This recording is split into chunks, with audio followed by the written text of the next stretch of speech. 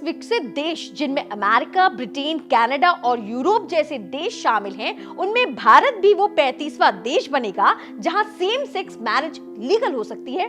दोस्तों, पूरी दुनिया की नजर समलैंगिक विवाह को कानूनी मान्यता मिलेगी या नहीं मिलेगी, इस बात को लेकर सुप्रीम कोर्ट पर टिकी हुई है। चीफ जस्टिस ऑफ इंडिया समेत 5 जजों की संवैधानिक बेंच ने इस मामले को लेकर जिन तथ्यों पर विचार किया, यानी सेम सेक्स मैरिज कपल यानी वो समलैंगिक कपल जो अपने आप को बाकी कपल्स की तरह ही मानते हैं, इन कपल्स की ये भी मांग है कि उनकी शादी को भी नॉर्मल कपल्स की शादी जैसी ही कानूनी मान्यता मिले, उन्हें भी वही सब कानूनी और सामाजिक अधिकार मिले जो बाकी लोगों को मिलता है, उन्हें भी बच्चे अडॉप्ट करने की बाकी कपल्स की तरह राइट्स हो। इसी को लेकर कोर्ट में क्या बहस हुई, किन बड़ी बातों पे मंथन हुआ, ये सब कुछ आज इस वीडियो में मैं आपको बताने वाली हूं।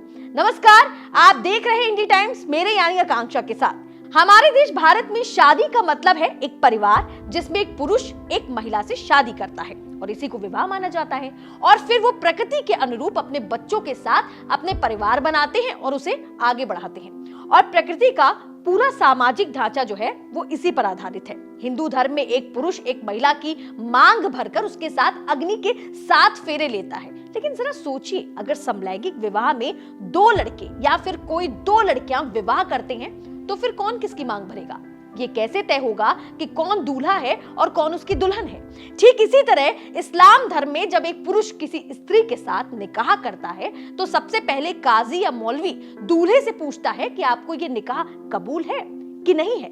फिर यही सवाल लड़की से भी पूछा जाता है। लेकिन सोचिए, अगर समलैंगिक विवाह को मंजूरी मिल गई तो इस निकाह में पहले कौन कहेगा कबूल है और बाद में ये कौन कहेगा कि कबूल नहीं है? फिर यही प्रक्रिया ईसाई धर्म में होती है, जिसमें फादर चर्च के अंदर खड़े होकर लड़के से पूछते हैं कि क्या तुम इस लड़की को अपनी वाइफ के रूप में मानते हो? तो लड़का कहता है यस आई डू। लेकिन समलैंगिक विवाह में ये कैसे तय होगा? और हमारे देश में तो 2 तरह के कानून हैं। पहला कानून है क्रिमिनल लॉ और दूसरा है सिविल लॉ। देखिए, क्रिमिनल लॉ में आपराधिक कानूनों का जिक्र होता है, जबकि अगर हम सिविल लॉ की बात करें तो इसमें संपत्ति और दूसरे सिविल मामलों का जिक्र किया जाता है। अब अगर समलैंगिक विवाह को कानूनी मान्यता मिल भी जाती है तो ये सारे कानून बदलने पड़ेंगे। वैसे तो इस पर सुनवाई अभी चल रही है।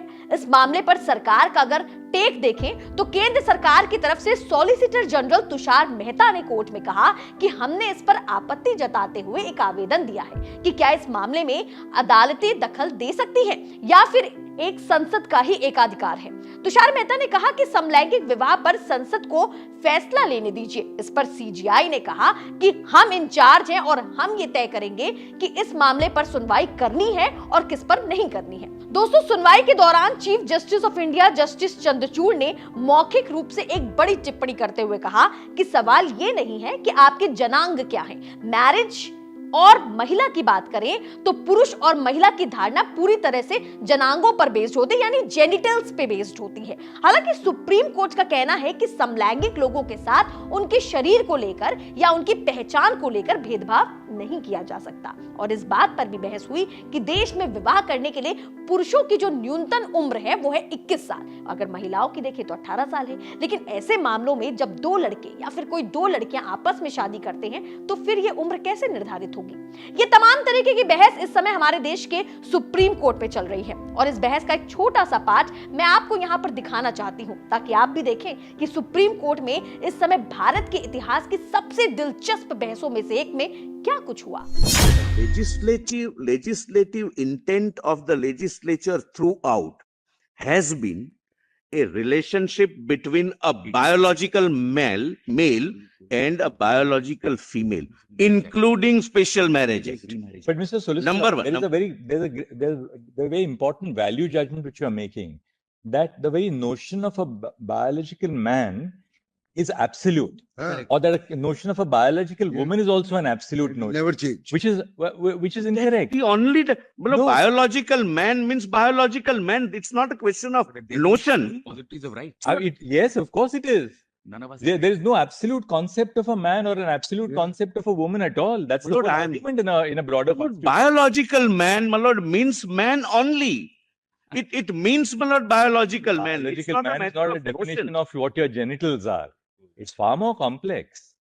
That's the point. We stop having rights if we are not a biological. So even when the Special Marriage Act says man and woman, the very notion of a man and a notion of a woman is not an absolute Kind based on what genitals you have. Lord, ऐसे में बड़ा तर्क ये है कि आपके जो यौन अंग है उसके हिसाब से आप ये नहीं कह सकते कि ये स्त्री है या फिर ये पुरुष है। हो सकता है कि पुरुष के शरीर में कोई स्त्री हो, या ये भी हो सकता है कि बाहर से दिख रही स्त्री अंदर से यानी आत्मा और दिमाग से जो है वो पुरुष हो, उसकी इच्छा या पसंद पुरुषों जैसी हो। कई सारे तर्क हैं, कई सवाल हैं जिन पर इस समय तीखी बहस सुप्रीम कोर्ट के अंदर चल रही है।